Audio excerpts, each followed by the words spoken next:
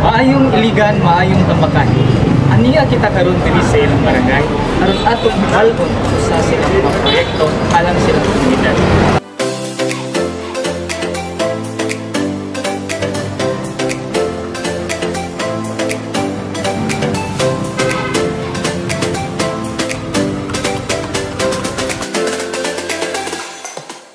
Tara, atong susihon kini.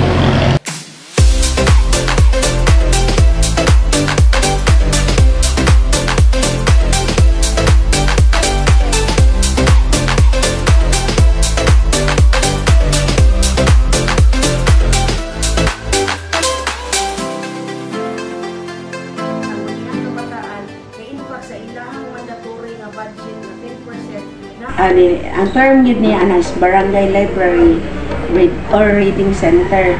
So siya giambrilahan ang mga barangay reading center sa National Library of the Philippines. So ang partner diri dapat ang City Public Library or Municipal Public Libraries. Iyahang ko anon i-convince niya ang matag barangay reading center nga ma-affiliate sa iyaha, maambrilahan niya, dayon maambrilahan po sa National Library of the Philippines. Naningkamot mi together sa SK, nag-summer camp reading mi. So nag-purok-purok level mi. So ang mga libro diya among gidala. So pareha ni Edwin de la Piña, ginakuan niya nga mobile library. So mao na akong pangandoy pod nga dili lang kay diri na may uban madlok mo anig barangay. So gusto na to ibutang iadto na sa matag purok. Basta makaluyan sa Ginoo na mabudgetan nami sa national, malukitan nami libro, computer, tanan nga mga ihatag sa National Library of the Philippines amo nang dawaton.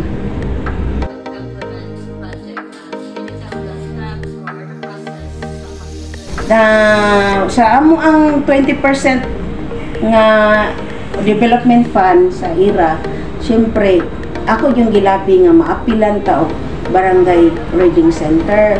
Aside nga ako BCPC, nangita pud ko og child friendly space nga kuan kay kanang naay panahon nga kuan. So kana siyang gihimo na ko nga reading center, nahimo sa gid siyang counseling room. Step na mo, gilabi na ko siya, then gialokitan og budget. Pag humanda yun, gibuhatan siya og program of works, kuan og bill of materials, dayon i-implement na dayon after 1 month. So i-build dayon, kuan dayon mag agi sa kuan bidding. So na-procure na ang mga materialis, then kuan after na trabaho gi-turn over, the blessing ni ana dayon amo dayon gibayaran ang kontraktor.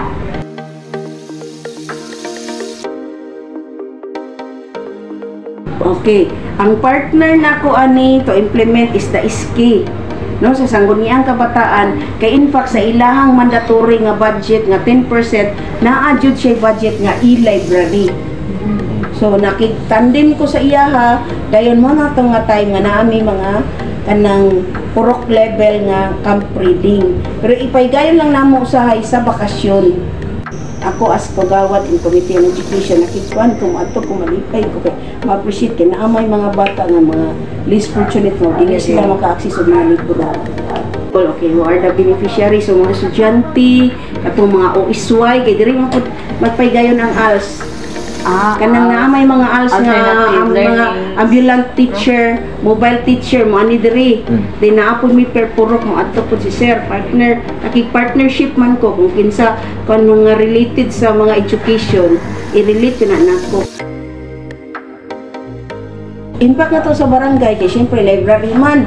So naatay mga kanang sa cultural mapping, sa historical nato, ang mga archives nato atong i-preserve diya sa reading center. Kay dili pwede kay bahala pag manglabay ang mga panahon, manglabay mga leader bag-ong mga henerasyon, but still ma-preserve diya sa reading center ang tanan nga mga kanang mga didachi or mga documents nga angay sa barangay ibutang diara. I-preserve siya ba? Dili man ngayon na lang dayon ang kuan kay ang history is part sa ato nga dili siya mawala. Kaya sa uman gud na nga matay nga mga singer, pero still buhi pa ilang mga kanta. Tama. Diba? So pariya na siya di ara may tabo kung kinsay mga leader nga nangagi diri the history will kung ano makatabang nimo nga ubalik di ka nga uy ani di sa una ang barangay Tambakan ani di ay so makita ni siya muna ako ni Pangandoy nakig-partner ko sa history department with regards sa cultural mapping sa mga landmarks na mo diri nga makuha na mo diri ma-appreciate ang sa barangay only Iligan and diri ang Tambakan ra nagbiyahe ang Tartanilla, Vigan and Cebu ang naitartanilya. Kung part pila sa cultural mapping, di na pwede mawala ng mga tartanilya. Unique lang sa Iligan, kaya nahimo siyang part of mode of transportation. Nangyayos na taxi nilya.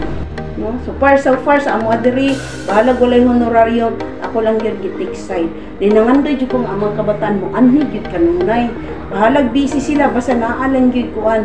Kaya akong gipaningkamutan kining subscription kay kasagaran ng good ang mga balita karon online na online so wala na gyud mabasa kayo sa mga newspaper gawas na sa mga kuan na ang pangidaron o mga idaran na pero dapat na andi tay kuan kay para mabasa bala moingon man sila ay kuan naman na mga still mga bahaw na nga mga news but still makita ko diya sa mga clippings na kuan di ay dili nga basta-basta po na ma-delete na lang mawala na lang sa wala mga nangagi. Diba?